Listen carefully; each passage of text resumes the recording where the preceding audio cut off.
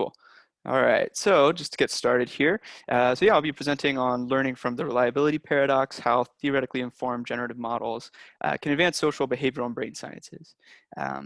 So just to get right into it, the outline here, we're gonna just start with the reliability paradox as really something that kind of motivated me to pursue this project in this depth, something that's really relevant to people using and making inference on behavioral data.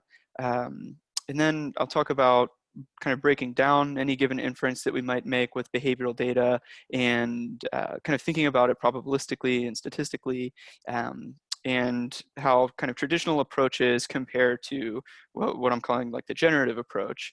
And then in 3 here, just looking at the differences between those approaches from a quantitative perspective with some parameter recovery simulations.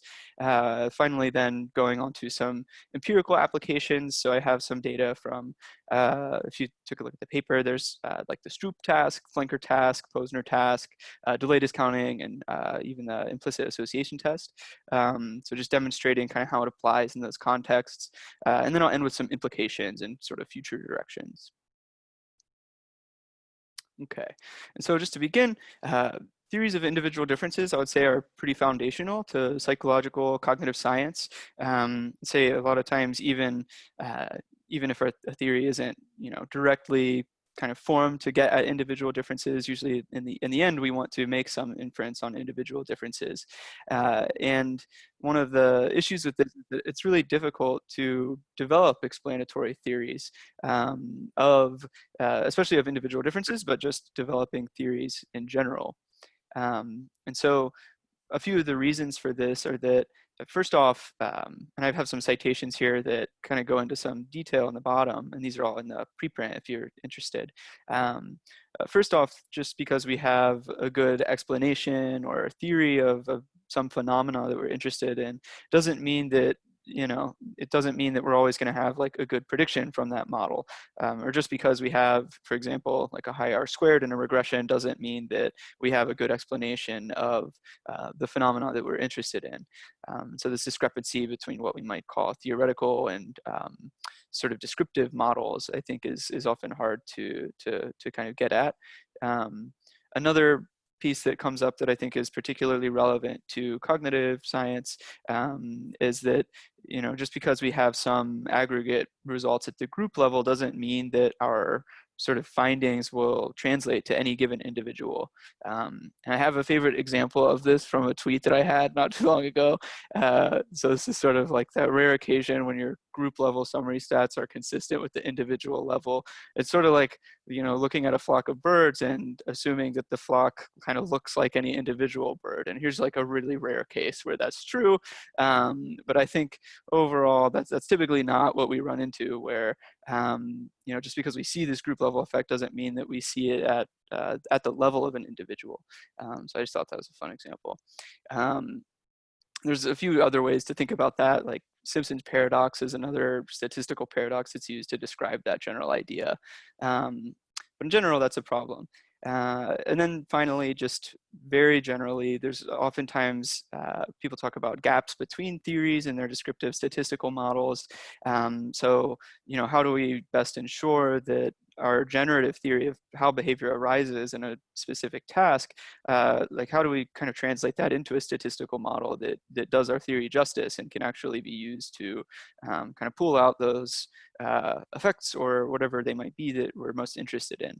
And I'm sure, I might not have to convince a lot of people, I know people are doing like computational modeling and things like that, which I think help close this gap. And that's sort of how I think about generative modeling too. Okay, and so for looking at individual differences in psychology or cognitive science, I would say there are these two, what we'll call these dominant instruments that are used for doing these types of measurements. And the first is self-report questionnaires. So for self-reports, there's historically been a really strong focus on like psychrometrics and reliability and scale development, both in education and in psychology, where there are certain thresholds that you must meet to actually publish a scale. Right? Like you need to have certain test-retest reliability, or you need to ensure that there's some sort of construct validity or predictive validity. And so there are all these heuristics that are used to determine whether or not a scale is good. That being said, there's typically been, I would argue, a weaker focus on mechanistic theory. Especially in contrast to behavioral tasks with self-reports, we're not really thinking as much about like the generative process that leads to you choosing, a 2 on a Likert scale for an item over a 3. And so there's a little bit less in terms of mechanistic theory that goes into thinking about how behavior arises in a self-report. And this, I would say, contrasts behavioral tasks where historically, I'm saying historically because there are always cases where this isn't true, but historically, I think there's been a weaker focus on sort of the psychometric aspect. And there's been much more of a focus on, how can I develop a task that elicits the behavior that I'm interested in, that, I can actually just observe it with this task. It's not that I need to develop a task and then see if it relates to something out there in the world necessarily. I think that I have a theory of how some psychological capacity relates to what I'm interested in, and I develop a task to directly assess that. And so on that note, there's been a stronger focus on mechanistic theory with these behavioral tasks, kind of evidenced by all of the computational cognitive models that have been developed for various different tasks. So those are some of the bigger differences, I would say, between these two, I would say, traditions or instruments. So the question is, so what? Who cares? And this is where I think the reliability paradox kind of comes into play. And so this has been focused mostly on behavioral data, although as I'll kind of talk about later, it's also been looked at in the context of like task-based MRI and other things of that nature. But the issue here is that there are all these tasks, things like the Stroop task, the flanker task, that pretty much everyone shows an effect on. So there's like a saying, everyone Stroops, kind of playing off of a popular children's book. And so we get really replicable effects when we just kind of look at the Stroop effect. We'll almost always detect it. It's sort of one of the most easy to detect effects in all of psychology. But nevertheless, these measures, if I have a bunch of people take the Stroop task at time 1, have them take it a week later, and then I look at the test-retest correlation, this paper published by Hedge, Powell, and Sumner in Behavior Research Methods kind of showed that these measures actually have relatively low test-retest reliability. So if I just take so the effects they're looking at are like the mean reaction time in a congruent versus incongruent condition. If I just take that contrast, that's the RT cost. And I look at that at each of these time points, correlate them. The test-retest correlations are rather low. So, 0.4, 0.6 is kind of typical across all of the studies they looked at, or all of the tasks they looked at in this study. And, that's kind of surprising because this is a really replicable, what we thought was robust kind of effect. But nevertheless, maybe not capturing individual differences in the way we thought it did. And this has since been replicated and extended, and I know this is really tiny, but really the main message here, these are a bunch of different measures of self-control or inhibition, and on the left, these are behavioral tasks, and on the right, these are questionnaires or survey measures, and the story continues to hold where the average test-retest correlation for these behavioral tasks is somewhere around 0.4, 0.45, whereas it's much higher for the self-reports. Right, so there have been more studies than just these, but these have been two kind of big ones that I think have influenced quite a lot. And because of this, these this implies something about how useful these tasks actually are for doing individual differences research. And the first is that, well, if the reliability is really this low, and we need a lot more participants to have adequate statistical power.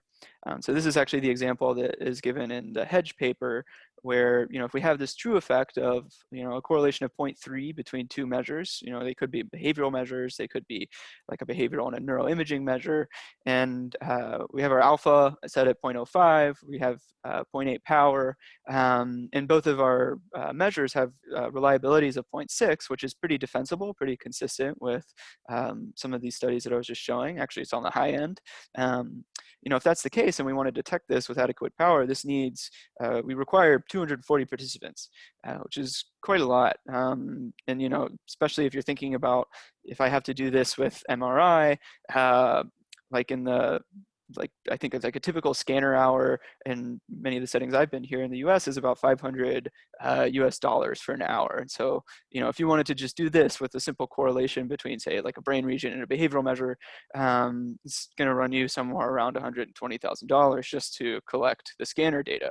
And so this kind of quickly leads to this conclusion then that, well, these behavioral measures are perhaps poorly suited for doing individual difference research, right? So maybe they work well for detecting group level differences, like a group level Stroop effect, or like a group level, maybe there's a certain ROI, a brain region that we think is going to be active in some condition, and we can look at that across subjects. At the group level, it turns out okay.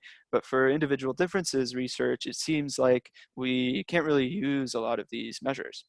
And so this is particularly bad for people like me, who I am a clinical psychology trainee. I'm interested in populations that just by definition are harder to collect data from and maybe have constraints in terms of data collection. And then paired that with interests in things like MRI, it just gets really kind of infeasible really quickly to think about actually doing this type of research.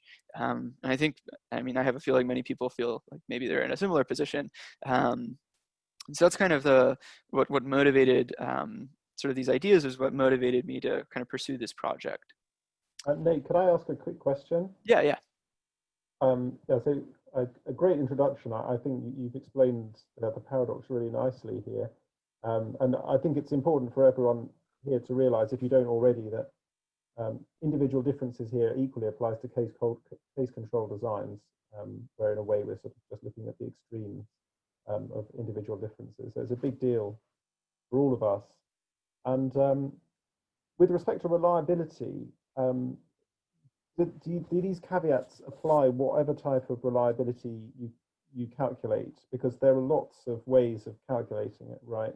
So we've done different types in the past. Sometimes we look at the absolute agreement, you get exact same number, time one, time two, or is it the same rank order?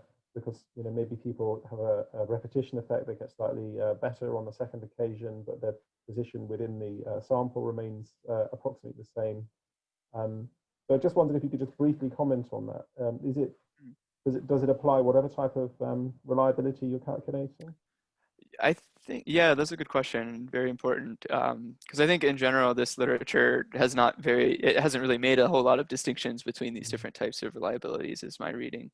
I guess the big distinction that I make is between reliability arising from measurement error, or just uncertainty is how I think about it, versus reliability maybe in the context of, do all of my items on a questionnaire measure the same thing, or does my construct change over time, like test-retest reliability.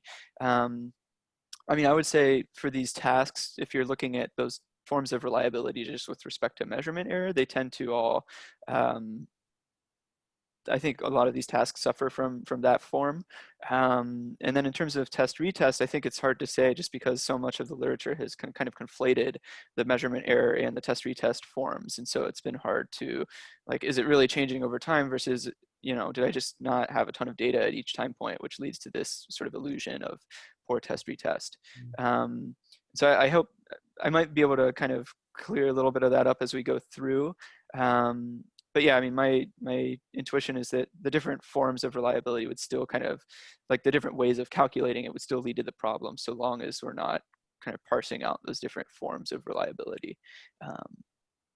Yeah, thank you. I'm sure it will come up again as well. Yeah, and if it doesn't, just let me know and I can try to re-answer. But yeah, so this is kind of where we're at with this, and I wanted to go into a little bit more detail. So there's been a lot of discussion about this, and even some pretty high impact outlets. So this is a TICS paper.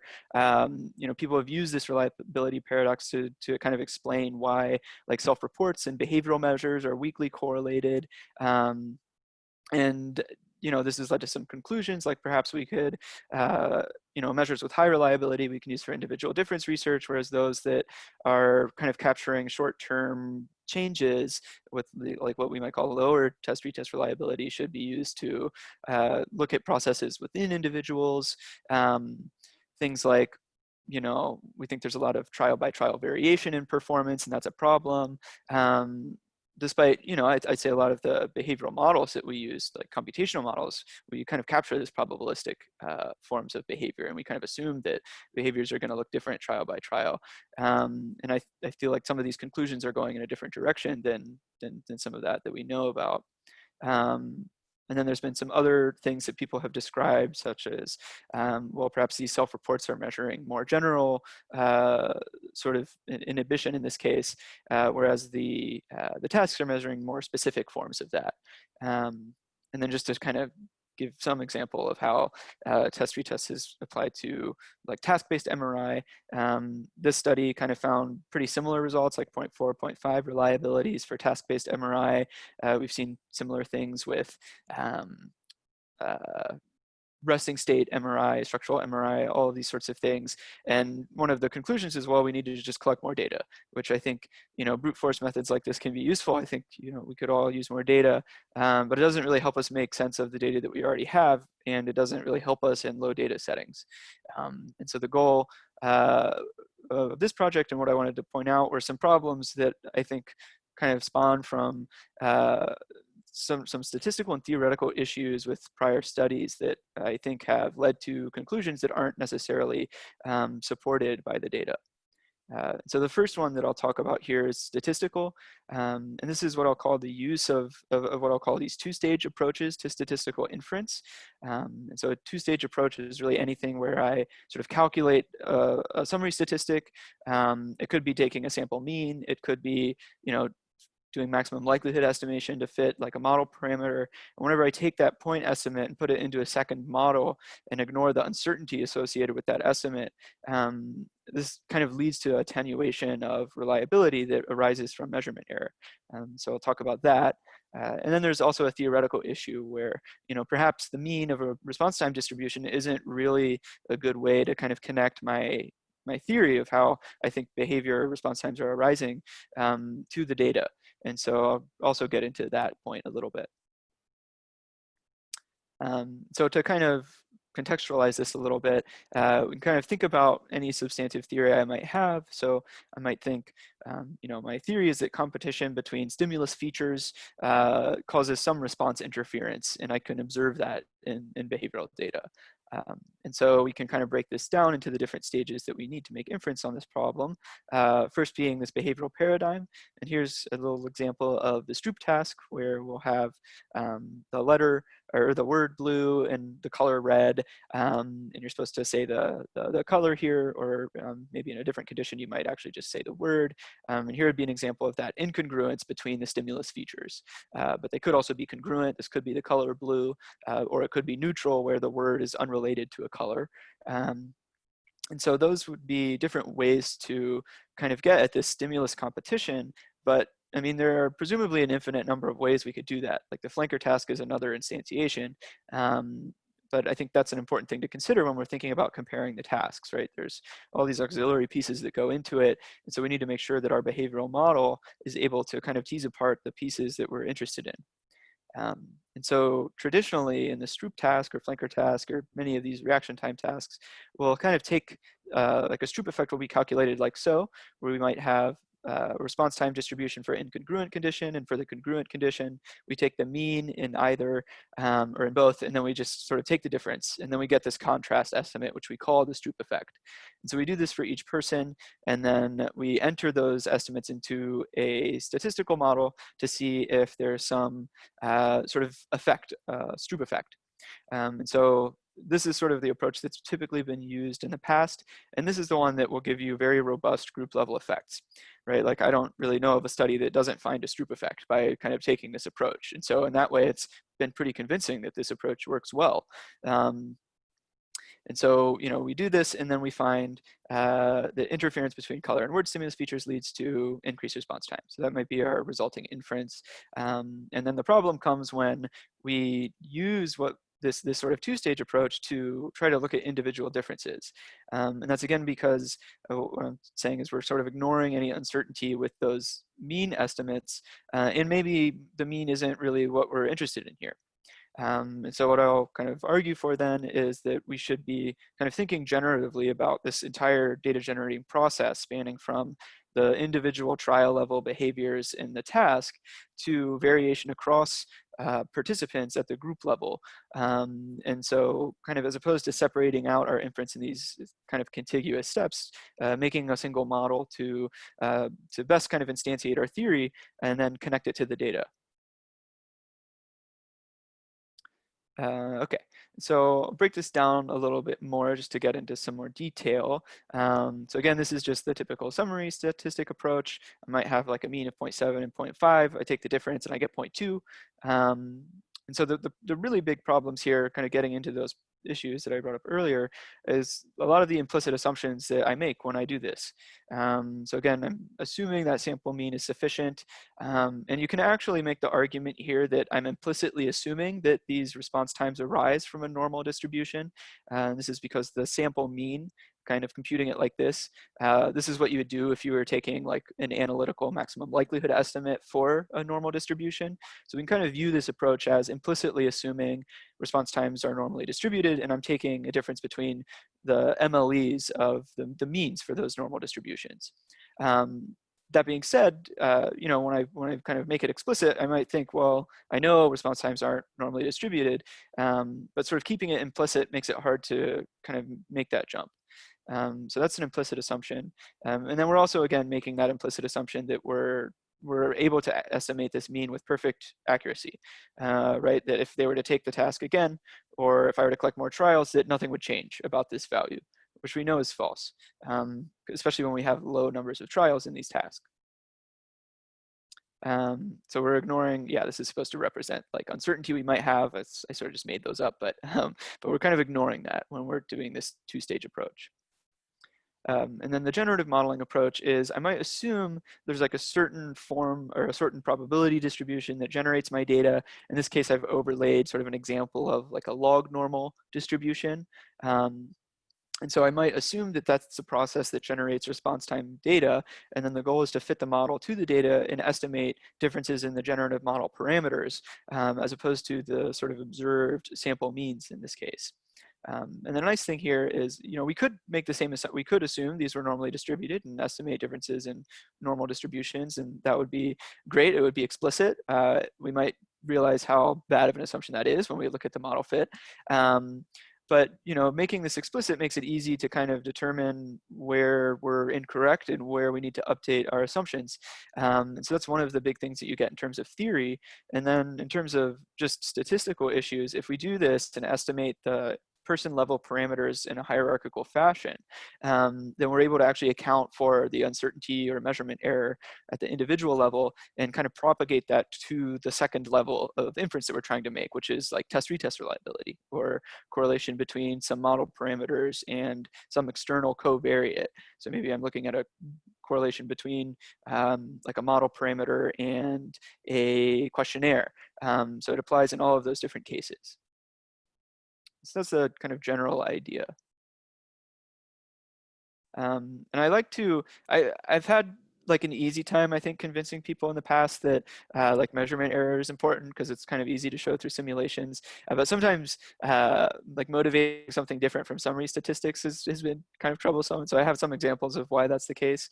I know I probably don't need to convince people here so much, but it can be important if I'm trying to detect like process level differences underlying observed behavior, right? So just some of the work that I've done with the Iowa gambling task, I think, is a good example of this, where this is a pretty complex like bandit learning task, an RL task, and just taking the mean number of times you select kind of one of the gambles versus another doesn't really tell you much about process underlying behavior. And you get different inference if you kind of take that approach versus you fit a model that's theoretically motivated and make inference based on differences in those underlying like computational model parameters. And there are many examples, I think, of this. The Heathcote paper here is another example where you can use more theoretically informed response times models to estimate kind of congruency effects in the Stroop task that you can't detect with just the means. if that's not very convincing, there's been kind of this history of work that I think is very relevant and and it kind of has strong implications for the real world in terms of looking at how well we can, or how accuracy and eyewitness detection for different types of lineups. So, if I have like a lineup of individuals, I might present them sequentially, so one at a time, and you say like yes or no, this is the person who I saw at the crime scene, or you can present a bunch of people at one time and have people choose among them or none of them. And a history of research has shown that according to the summary measures used, that these simultaneous lineups worked better, or people had higher accuracy. But what they failed to account for was that people were simply less likely to choose anyone when they were shown sequentially. So if I'm shown people one by one, I'm just less likely to pick anyone. Whereas if I am shown simultaneously, I'm more likely to pick someone. But it's not necessarily the right person. And so fitting signal detection theory models to this data actually reverses the effect, showing that sequential lineups have higher diagnosticity. And this is actually, people think this has led to actual policy implications because there are many precincts have taken up these simultaneous lineups as a better way. So that's problematic. And then my last example is so this too is described in this Rotello paper, which is really great if you're interested. And then Ross 2020 talk about these methods that are used to benchmark kind of police shootings to look at racial biases. And so this is not simply taking a mean, it's like adjusting a mean. But these methods that were used in the past actually led to a bias that attenuated the bias and sometimes made it look like white individuals were biased against, when in reality, if you kind of encode the full generative model and estimate the differences in that theoretically motivated way, you find that there was a big bias against Black individuals in all of these data sets that were kind of reanalyzed in this paper. So I think this is a real problem. Maybe it's not so salient when we're looking at a Stroop task, but it comes out kind of across all of these examples. Okay, and so kind of taking it back to a conversation of response times then. So a few things that we can so just getting started with modeling response times, we know quite a lot actually about response times before we even think about the task, really. First off, they can't be negative. That's just sort of not possible. It's not theoretically possible. So we should presumably have a model that encodes that. They tend to have some central tendency with some variation around it, right? So we don't assume that every response time is going to be exactly the same, even with repeated practice. Their behavior is probabilistic, so there's going to be some distribution of response times, just noise in the decision process that leads to those times. We also know there's usually some shift. So response times aren't all kind of packed around 0. It takes time for a person to like reach out and press a key on a computer or make a response. And we don't think those are part of the decision process, but they're things that actually lead to an increase in the observed response times. So those are things that we need to account for if we want to not conflate, so like the mean of the response time distribution with just the behaviors that are unrelated to decision making. And then finally, there's some other stuff that we might want to consider. Like there's this thing called the law of response time, where we tend to see this linear relationship between the sample mean and the sample standard deviation, such that if it's taking me a longer time to make a decision on average, we tend to see like a wider distribution of response times. Whereas if I'm quick to make a decision, then the response time distribution is typically more constrained or more restricted. So these are all things that we should consider, and we can encode in a generative model before we even really look at the data. I'm going to start with just the normal distribution, which kind of ignores a lot of what I just described, but I think is closest to the two-stage approach. And so what this might look like, we're able to account for a central tendency and some variation with this model, but not anything else I described. And the general idea is that I might have this vector of response times for participant I for each of their two conditions, so like the incongruent and congruent condition, and T, each of their experimental sessions. So they come in 1 week and they come in a week later, and I'll have a different mu and a different sigma parameter for each of those conditions. Right, and so I can kind of think of response times as arising from this generative process. But then to sort of get at that idea that, well, we know response times can't be negative, so we need something that can account for that. We also know there's typically this right skew. and then, so taking it a step further, we can use a log normal distribution. And I'll actually like show some examples of this on the next slide. But this is, again, just trying to refine, like make our model closer to our sort of assumptions with respect to how the data is generated. And then finally, the log normal is great, but it doesn't account for that non-decision shift that we might see just in different response modalities. And so we can kind of add this final parameter that's not specific to the condition. So it's just, we assume it's the same for a participant within each time point. It might vary, like maybe I'm closer to the computer when I come the second time, and so that could lead to this difference. And this is just a parameter that sort of moves the distribution along in time. And I'll demonstrate that here. So here's just an example of just taking a log normal distribution. So here's the mu parameter if we hold the sigma parameter at a certain value. And you can see for low values of mu, we got this really concentrated distribution with a low mean. But then when we increase the value, not only does the mean change, but the standard deviation also increases. And this just reflects that idea that we know that if it's taking longer for me to make a decision, if a decision is harder for me to make, there's going to be more dispersion there. So it captures that kind of law of response time in addition to non-negative response times. So just this one parameter captures all of that in a way that you can actually kind of motivate this too, like linking it back to other more evidence accumulation models and things. And then this contrasts the sigma parameter here, which this is kind of the effect it has if we hold mu constant. So actually the observed mean will change here too, but the median remains the same. So you have the same portion of choices below and above the median. So this might reflect a different kind of cognitive process. And then finally, here's that shift parameter. So, so again, if we only change mu, we see this change in dispersion, but that sort of assumes that mu is reflecting something of the decision process, whereas shift might just reflect, again, how long it takes for me to reach for a key, or maybe the computer is kind of I'm using different computers at different time points. It could be a whole host of non-decision factors, and we're able to account for that by simply shifting the distribution in time. So just with these three parameters, we can think of different combinations of these being sort of different theoretical commitments to what a person's response time distribution may look like. I know I've kind of talked about this all in the context of response time distributions, but I think the same kind of thinking underlies a lot of when we're doing computational modeling. It's like, how can I, take what I observe, I could just compute a mean of a condition, a factor, something like that. But really, I'm interested in breaking it down into these various different processes that help me understand or help me link my substantive theory to the data in a way that is best suited for inference.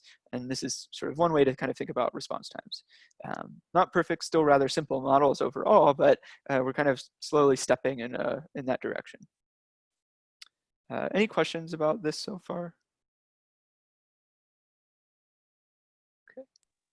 It's all good to me. Yeah, it's great and a fantastic explanation. I think it's really nice to see it when you push the parameters around and see the effect like this. Yeah, I know. It's like it's even with the simple model, you get some pretty complex behaviors, and so I like I didn't appreciate the log normal distribution before I looked at some of this because you can do quite a lot here. Yeah, so I think this is kind of a useful way to think about it when we're doing generative modeling, and that's all at the individual level, right? So all of this stuff, this is how we're thinking. We're kind of starting at the level of the individual, right? And then the second part of this is to move up to the group level. And so the way that we're kind of approaching this then is, well, I can assume that the individual level parameters. So this base, this will become clear what this is later, but this is essentially, we can treat one condition, maybe the congruent condition, as the baseline condition. And I can assume that all of the individual person-specific mu parameters for each time point, they come from some group level distribution. It doesn't have to be normal. I might have a theory of how this changes across the age span. I might have a theory of like development that I can encode in this group distribution, but here we're just assuming a simple normal.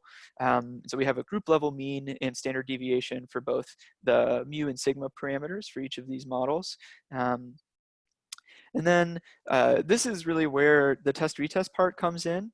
And so here we're assuming that across the two different time points or the sessions that they're independent. Just because we didn't we weren't really interested in the congruency effect. What we were really interested in this paper was this difference between the conditions, because that's sort of like what the Stroop effect is, right? Is this difference in these generative parameters between the conditions. And so to estimate that difference and look at how that difference is related, or look at the test-retest over time, we can, instead of assuming normal independent normal distributions on the time or the sessions, we can assume this multivariate normal where these are sort of change scores. So they're reflecting, I have my base score and then I have a change score within the condition effect. And I have a vector for each person for time point, or for session 1 and for session 2. And there's a sort of mean, group level mean change score for each of those different time points. And then we have this covariance, which this covariance matrix is inside of this, where we get, we can extract a correlation from this, which tells us like what the test-retest correlation is, while accounting for uncertainty at the individual level. And so that's really where we get our sort of estimate of the true test-retest reliability, as opposed to just computing the test-retest reliability on observed sample means, which are conflated with the individual level measurement error. And so that's the basic idea, is that by kind of building all of this into a single model and estimating it simultaneously, we can actually estimate really like what is the consistency over time, because that's what I'm typically interested in when I'm looking at test-retest reliability. And then here is just sort of that idea of combining them together. So if I were to go back, I show you like we have a normal distribution with like mu ICT and sigma ICT, and this is how we kind of put them together. So we have individual effects for each person, and then for the second condition, we just simply take the base and add the change. And then for the standard deviations, we just have the same form, except for we have the exponentiation, just to ensure that these standard deviations are greater than 0. That's the sort of general framework here that's being used. I won't go into detail about like the priors, but we can talk about that if you're interested. But this is sort of the full generative model that spans from the individual level response time distributions to group level distributions over the individual level parameters. And any questions about that before moving on? Pretty clear to me. Don't know if anyone else. Yeah, got some thumbs Cool. up. Awesome. So that's the full model. And what I wanted to do then was sort of motivate this with some parameter recovery. Like what happens if we simulate data from this generative model that I just specified? And then I use the two-stage approach versus just refitting the generative model to see if we can recover the true generating test-retest correlation. And so what we did here was assumed that people were acting according to a log normal distribution. So for each participant within each of the sessions and conditions, kind of similar to what I described originally. And then what we did was generated these parameters by varying that test-retest correlation in that multivariate normal from -1 to 1, and simulated various amounts of data, so different numbers of participants, different numbers of trials within conditions. And then after that, we just use both of these different approaches to estimate that test-retest correlation to see what happens. And so to kind of look at that, I'll first just direct attention to this top row.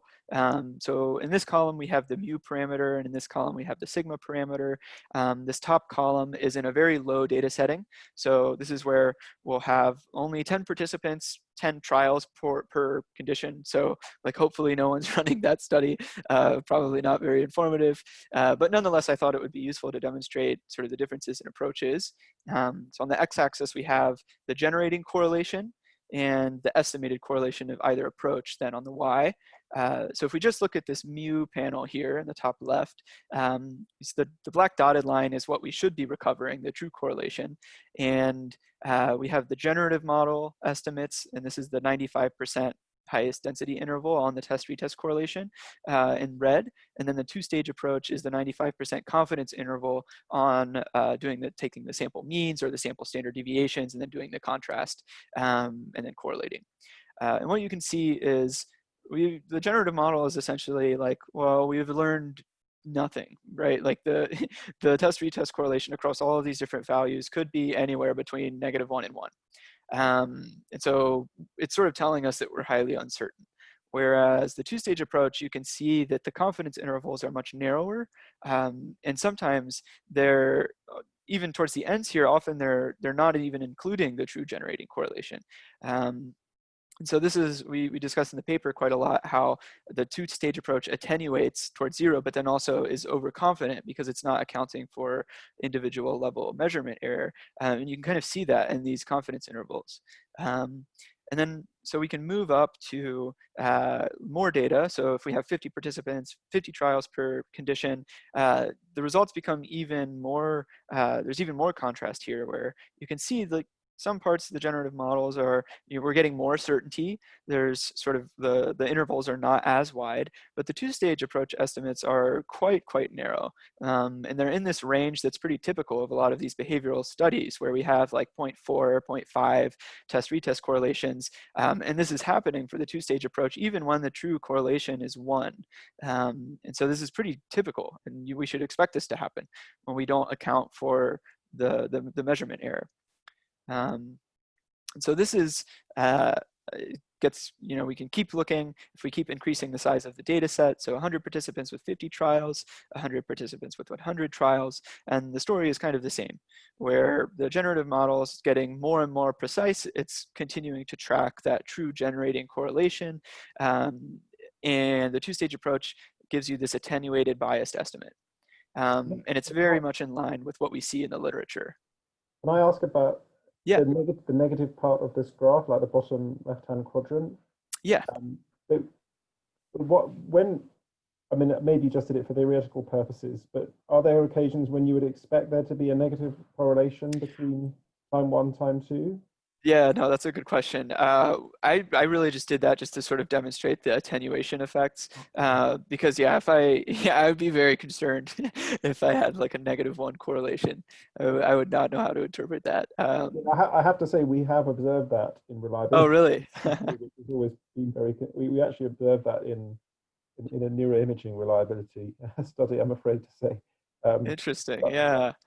I've never, I've always been, I guess, influenced by the idea that the ICC should, theoretically can't actually fall below 0, so that then you just don't interpret them. But I can see why you've done it, because the attenuation in the bottom right there is obvious, very obvious. Yeah, I think this sort of just gives you a full range just to look at for visual purposes. But yeah, so that was just a decision to sort of look at kind of what happens across the whole range. But yeah, I'd be interested in like other contexts that happens because that's quite strange. But yeah, so this is kind of in summary. The implications here, we should expect the two-stage approach to kind of give us these low correlations that are closer to 0 than what we should expect, especially in these low data settings that are pretty typical with these behavioral tasks. And this is true even when the correlation underlying this, the test-retest, could be perfect. And so I think that's just worth considering. And then 2, the generative models are able to resolve this by accounting for that measurement error at the individual level. Now, there are other approaches to unattenuate these correlations, like all of the work in classical test theory. If we actually know the sort of reliability, or like a parallel forms kind of version of reliability for each of the measures, we can do this attenuation correction. That being said, it sort of limits the type of models that we can use to fit our data. And so my argument is that generative models are much more, we can make them much more arbitrarily complex to fit best with our sort of mechanistic theories. And that's why I approach problems with generative modeling lens and not necessarily from the classical kind of test theory lens.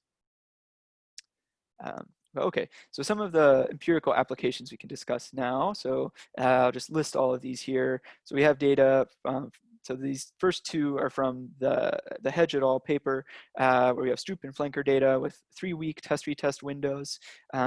We have data on the implicit association test. There's a self-concept and a black-white race version. And this has a 2-month window, so quite large. And then we have data on the delay discounting task. And this was just to demonstrate, this we actually modeled choice preferences using sort of like a hyperbolic discounting function, just to sort of demonstrate that, we've talked about response times throughout this paper, but this is a general sort of approach. It's not necessarily specific to response times. And so I'll kind of walk through some of these. I won't go through all of the tasks in detail, but here are the results for the study 1 of the Stroop task, because there are 2 separate ones in this paper. And what you'll see here, so this is for that mu parameter, so the difference score in the mu parameter for each of the normal, log normal, and shifted log normal models and the different shades. And this is contrasted with the 2-stage point estimate, which is this dotted line, and the confidence interval on the axis here. And kind of what you can see is that the posterior distribution for the generative models on this test-retest correlation is all kind of lumped up against 1. The vast majority of the posterior mass is above the 2-stage estimate. And so we're sort of seeing that, you know, by accounting for this individual level measurement error across all of these models, we get pretty consistently higher test-retest estimates. And then we can look also at the sigma parameter. And in this case, if you just take like the sample standard deviation and do that contrast test-retest, it's not even significantly different than 0 with the 2-stage approach. And even the normal generative model kind of finds something similar, but then the shifted and the log normal distributions are indicating there is a higher consistency here. So this, I think, is an interesting example of where, you know, not only is it important to account for the measurement error, but also just different generative models are going to give us different answers when it comes to, you know, is the thing that I'm looking at consistent over time? And different models might be better for addressing this question than others. And then we also looked at kind of comparing the model predictions to the actual data. So all of these, so this is condition 1 and 2 in the columns for the same subject in all 3 rows, but the rows represent the predictions of the different models. So normal, log normal, and shifted. And the dark red is the empirical response time density, with the mean is the dotted line. And then the lighter lines are the posterior predictive densities. And you can kind of see like the log normal models, both the shifted and the non-shifted ones, they do a much better job of capturing the response time data than does the normal distribution. It's not as clear that the shift parameter is having a huge effect in this example, but it will become clear in some of the other examples. Nate, This is, could I just yeah. ask, could you just remind us what the interpretation of the sigma parameter is? Is that the variability on the difference between the conditions? Yeah, so that's that it's either just the sigma of the normal distribution. So basically, like if I have a low sigma, then all of my response times are going to be kind of constrained to a low variability. But if it's higher, it'll be kind of wider. So it's basically, yeah, the effect of the dispersion. Like, is the change in dispersion between conditions consistent across time points? Got it. Thank you. Mm-hmm. So this is what it looks like for the Stroop task. And then we can look, before then, I like to kind of show what happens with, if I take a point estimate from the 2-stage approach, and I compare that to the point estimates for the individuals, like the posterior means for the individual level parameters, we can actually look at a scatter plot of those to see, you know, we might typically plot like the Stroop effect at time 1 versus time 2, and we can look at a correlation, and the 2-stage estimates here in red kind of show that. But then the generative model estimates are shown in the lighter color here, and this is sort of what we gain by doing it hierarchically, is this shrinkage of the effects kind of toward a common regression line.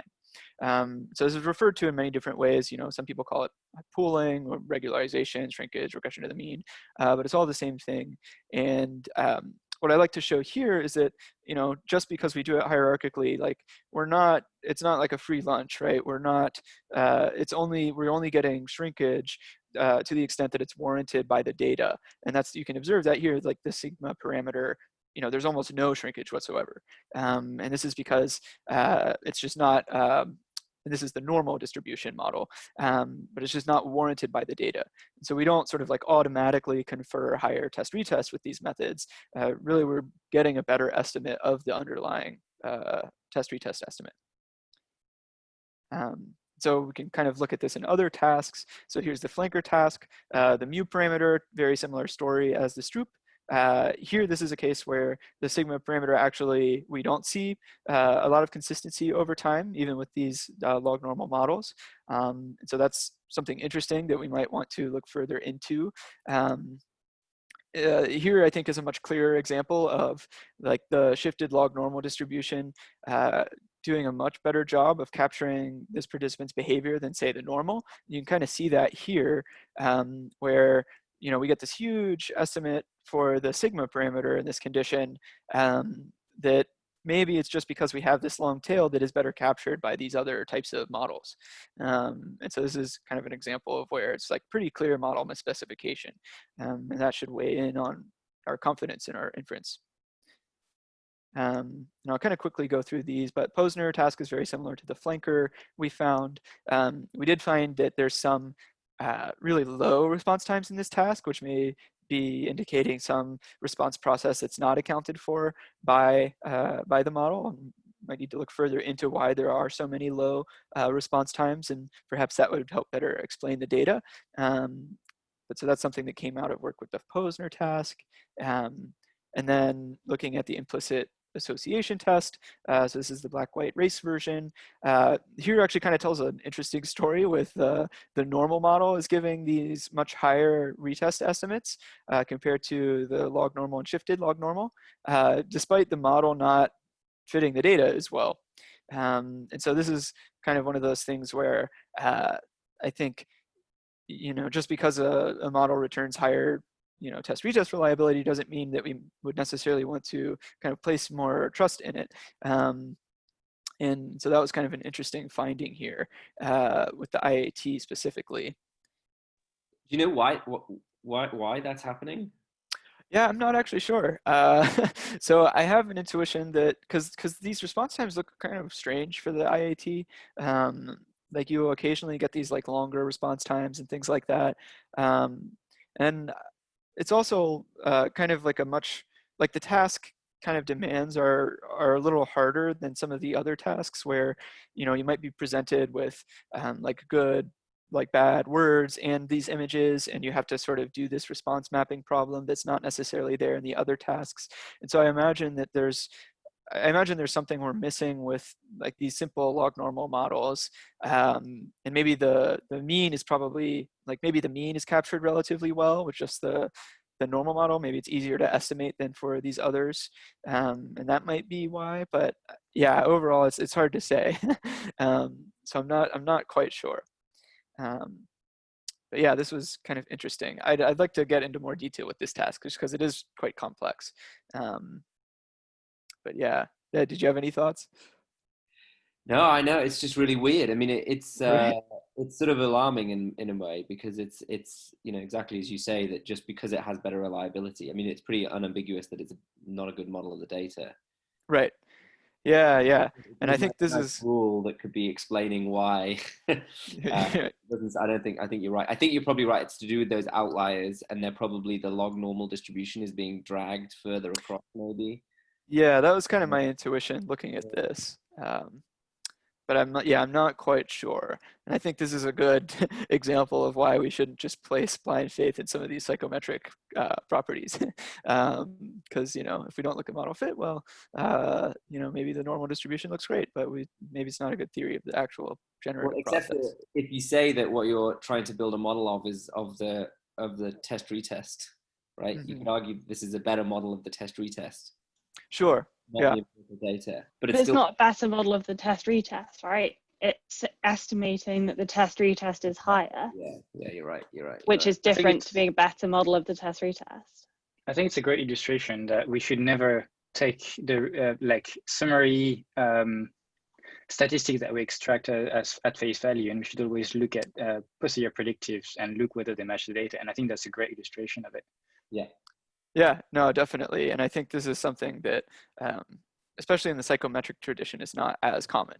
Like they might, we might get this estimate, we might say, oh, great, like a high test-retest, and then let's try to correlate it with external covariates to validate it, as opposed to actually looking at how well it can describe the data. I mean, there are like other fit indices and things that people use, but yeah, I think this is a good example.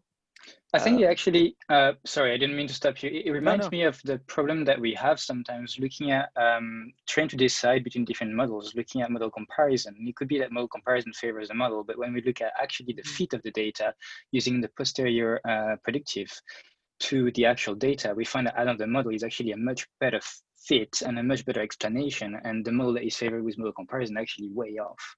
And it might be something similar that is happening in those in those cases. Yeah, no, that's a good point, and something we didn't actually look at any like quantitative fits for these, but I'd be curious to see, because I'm pretty sure like it would probably come back saying, yeah, the log normal model is fitting much better. Isn't this what the STAN people say now, Vincent? Like, you're the most up to date on this, but that rather than using something like PIC or any kind of even like cross-validation, the best thing to do is to look at the posterior predictive. My understanding of it is that they look at the predictive validity and accuracy of the model, and not so much about trying to find a model that generated the data per se, which is like two different schools of thought. So the BIC but as is in more when they talk about like looking at, for example, which model, when they talk about model comparison, they say that to do model comparison, you shouldn't use just a standard or just like a single value like the BIC or like AIC or whatever, but you look at the posterior data, and there's more of an emphasis on that now. Yeah, so I think their workflow is generally to look at the individual posterior predictive validity, so looking at like WAIC or the leave one out version that they have, or doing careful cross-validation, and have a look at the same time as well at the posterior densities and look whether they match your data. But I'm sure Nate's got even other more information on this as well. I will say that Gelman, years ago, he wrote a paper basically disavowing any form of sort of typical model comparison statistics, and basically said, you shouldn't be using these. And then what you really care about is the fit to the data and whether this is a good model or not. I mean, there is always the danger of overfitting, of course, and having a model that's very brittle or too complicated. But I have to say, I have gradually been moving towards that view over the years, especially as we've been doing more and more modeling work and realizing how difficult things can get in the situation where you have good apparent model fit but actually poor recapitulation of the data. The difference as well with a lot of the STAN guys is that they're very interested in prediction, most of them, which is why they're less keen on the model comparison, because actually they say that, well, what you really want to do is build something like an ensemble model or try and work out what aspects allow you to predict future data better. Whereas I think we're probably more unusual, at least we were when we went to the STAN conference the other year, in actually being interested in trying to extract the parameters and make inference on the parameters of the model, which is probably worth being cautious about when you're then thinking about the STAN guys. Yeah, that is a good point, though, Hugo. I have to say, if you do have an over-complex model, you've got far too many parameters, it won't do a great job in the future, especially because you've just got too precise predictions, basically, and it's sort of esoterically fitting the particular data you happen to have, and then it doesn't end up being generalizable. And partially related to that, Nate, this is making me think about another challenge that we often face, which is that the data that you're plotting on the right here, I think, are at an individual participant level, right? Mm-hmm. But presumably there must be some cases when different participants are fit best by different types of models. We do this very frequently, and I just wondered if you have any insights into what to do around this perennial problem, where basically we end up always treating all subjects as if they are the same.